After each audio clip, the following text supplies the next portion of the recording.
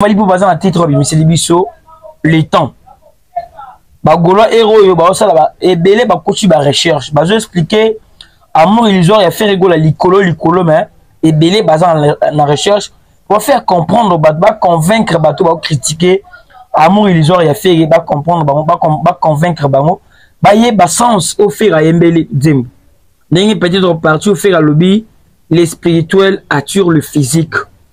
Attends la Bible, tout le monde appelle spiritualité à Jésus et t'as moussa mon tolikolo à maï. Ça veut dire spiritualité wana il peut s'appeler puissance physique et exécutée. Bon, on a compte approfondir parce que naïli ba warrior. Les warriors obine bolinga fali makasi to compte na ba réflexion. Parce que nzembo wana so botali ni bandela nzembo wana. Ça part de l'amour. Mais fallait moni que nzembo na ko zo embe amour. À côté ici, baton ba exemple, ba poète wana côté wana ba Jean de la Bière, Jean de la Fontaine, William Shakespeare, na ba tonso batangi tangi wana. Maintenant, nanze mwana fala tangi tangi baton que no ba le belitan. Ce qu'on photo tuna William Shakespeare a le belara temps. Comment? Qu'est-ce qu'il avait parlé concernant les temps? Il a qui en défaveur il y a temps. Ton en faveur et attend. Qu'est-ce qu'il avait prononcé concernant les temps? Jean de la Bière, il avait parlé quoi concernant les temps? Jean de la Bière, le Blakinim, où est les temps?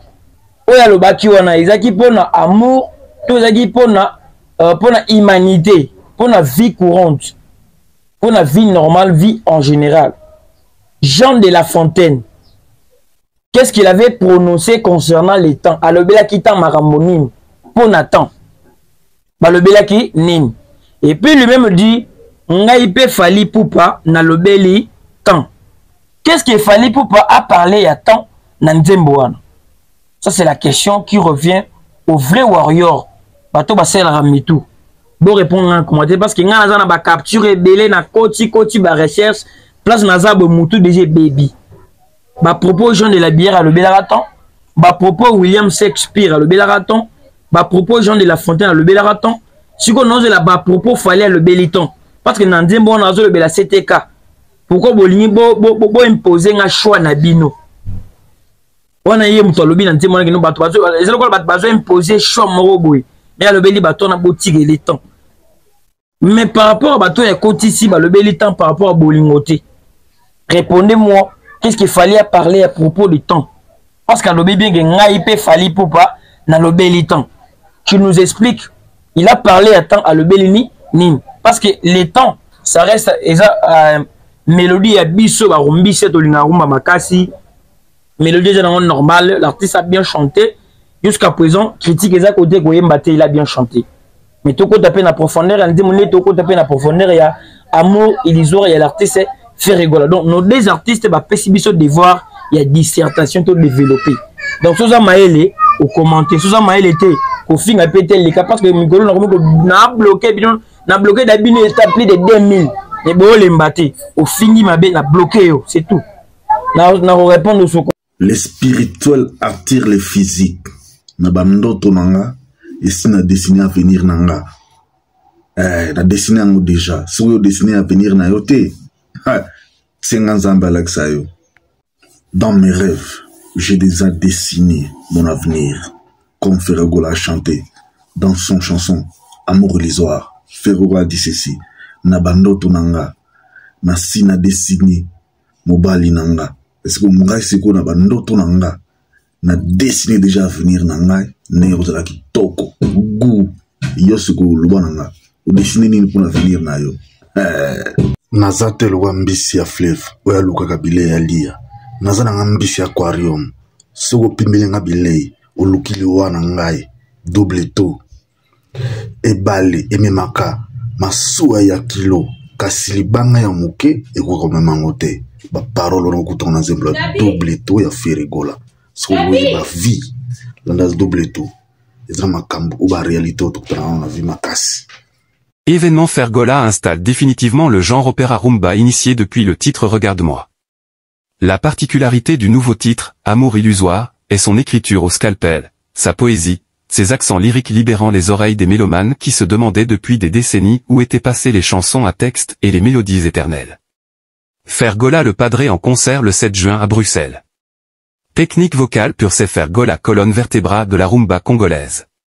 L'homme d'amour illusoire et Regarde-moi, opéra rumba, chanson transgénérationnelle. Jean-Marie Alanga. Dernière sortie musicale de Fergola, ce qu'en pense le professeur écrivain Alain Mabankou. Une chanson écrite, générationnelle. Elle porte en elle l'irisme de ces airs éternels qui guérissent toutes les blessures profondes de l'âme. L'apport de Fergola dans la musique congolaise et sa grandeur sera reconnu par tous un jour. Pour l'instant, la haine a gagné le terrain et a altéré le jugement. Cependant, ses œuvres traverseront les générations et feront parler de lui pour toujours. Talent rare, voix inégalable, Fergola continue d'envoûter. L'artiste congolais vient de dévoiler Amour illusoire, une œuvre poignante aux accents lyriques, proche du registre de l'opéra. Le texte, finement ciselé, se marie à une interprétation d'une grande intensité émotionnelle. Dans ce morceau, Fergola repousse les limites de sa créativité en livrant une performance vocale d'une rare maîtrise technique, teintée de mélancolie. Une démonstration artistique qui ravira ses fans à l'approche de sa grande production prévue le 7 juillet prochain à l'ING Arena de Bruxelles.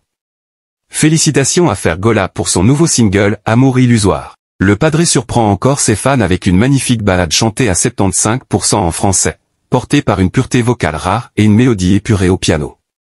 Sortie le 1er mai 2025, la chanson séduit déjà les mélomanes. Bien, tout bien ici Fergola awa, notre savant. Parce que kuna batangi ba savant na banzembo na bango. Mais ba bosani ki savant mon peut tozalana na Congo Fergola.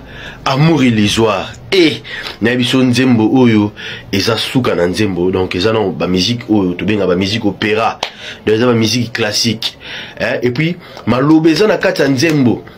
Et là, ce que ta histoire fait rigoler Betty. Donc, une fille qui vit un amour parfait, mais elle crée dans ses songes un amour qu'elle souhaite vivre. Bien qu'il soit irréel, mais elle garde toujours l'espoir qu'un jour cet homme viendra pour lui. Et puis pour lui donner l'amour vrai. Et puis, ayeko kwa puye loko moko boala les padres za mayele atuga Fergola, bravo. Et Fergola voilà. Ah bah il a dit les spirituels attirent le physique et la nature c'est unir et réunir. Donc dans le monde physique donc et comme réel. Donc il est au moins botolo taramone to vandabu olotiti olota tamsungane na bofona peka fona sa disco au créant au bendango. Donc Fergola za savant. En tout cas pour na batu bo continuer kaka ko yoka nzembo wana amour illusoire, en tout cas eza nzembo ba aventurité. Fergola aza savant. Ça dit non mo atande na ko définir yete. Donc Fergola za ndé mo na ba Shakespeare. Fergola aza ndé mo na ba sava oye atangi kuna. Et puis Fergola beti musique monotonité. Bango ezaka musique moko wana yango betaka kaka yango na toyebi. Ça n'a pas de sens. Donc bravo Fergola en tout cas, il a dit aux arabes na ya mukolo olekakaye. Maman Clotilde Bondo mère talaka ya bana.